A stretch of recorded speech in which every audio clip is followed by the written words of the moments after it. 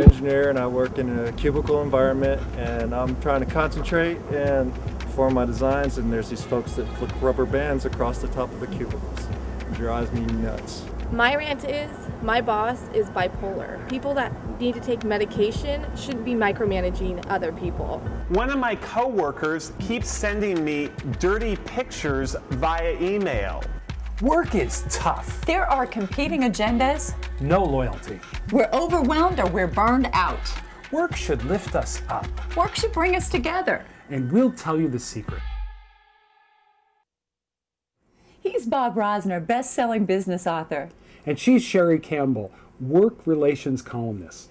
And together, we've created the Rant, Repair, Rave process. It all begins with rants. Now, I know, are you kidding? Have people let off steam about work?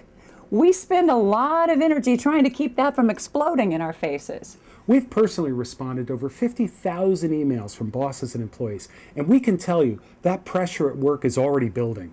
Or maybe you're thinking, are you kidding? Rant in front of my boss? I would like to keep my job, you know. What if your boss had the training to create a safe place where you could actually express your real feelings about what was going on at work?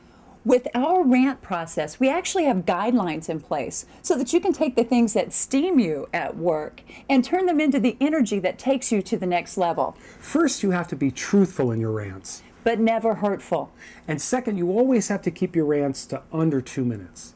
And we love the rant process, but how do we turn all those rants into raves? It's really important to have someone else come in and help facilitate a conversation to really get at the root issue of what people are thinking.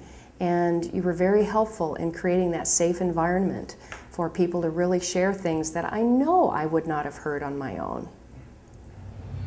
In most workplaces, if Scott wants to communicate with Robert, he does it mainly through IM and text, and let the miscommunication begin. It's true, but in the repair process, we actually bring people together in a structured way so that they can create their own solutions. And you'll see the relief in people's faces when one coworker says to another, I had that problem and this is how I solved it. Yeah, imagine, it's almost like having your own internal think tank. And when people develop their own solutions, you don't have to sell them on buy-in. That's true, but remember, once you've entered the repair zone, there's no more ranting. The end result was, for me, I got a good insight on what some of the employees were thinking, which ones wanted to share some thoughts, which ones didn't want to share some thoughts. And for me, it was like being a fly on the wall. I learned some things that probably otherwise wouldn't have been said. You could tell that she had practiced this particular rant because when she stood up, she delivered it as though it was a presidential address. And her friends, you could tell, were nodding, that's right, tell me, And, you know, the other people in the room who were tired of hearing it were going, oh gosh, she's going to talk to us about the kitchen again, you know. And so you could tell that this was something that had been going on for a long period of time. And when you move into repairs, you actually help people shift. That was solved with a $1.50 doorstop. She propped the door open. She was completely happy. The whole office was pleased because suddenly for $1.50, she's happy with the kitchen. Okay, I'm sure I'm channeling many of you when you say, what a bunch of idiots in that office. The question that I have for you is, what rants of a similar notion exist in your organization? When you've managed rant and repair right, you've changed the face of your entire workplace. And now it's time for my favorite part of the process, the rave. Shouldn't team building be more than just a glorified icebreaker exercise? Definitely, and if you've gone through the rant process and discovered some issues, the repair process, and came up with solutions, that's true team building. And a good reason to celebrate. So wouldn't you like to work in a place where people could talk honestly, come up with solutions, and celebrate? Let's meet the 911 team. Bob Rosner is an award-winning journalist, best-selling author of The Boss's Survival Guide, and a regular contributor on the Today Show.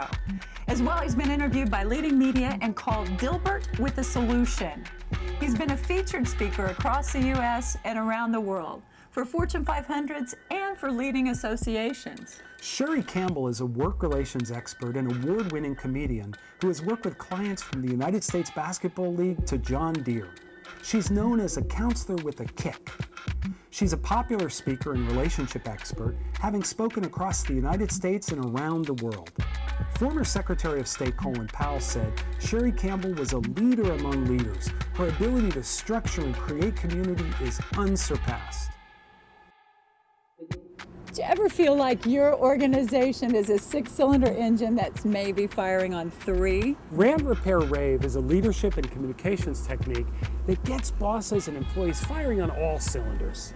It's practical enough that it can go in the back of a business card, but it's powerful enough that it can alter the way you do meetings, customer relations, even day-to-day operations. Rant, Repair, and Rave. It brings fresh energy, solutions, maybe even some fun to your organization or event. It brings everyone together.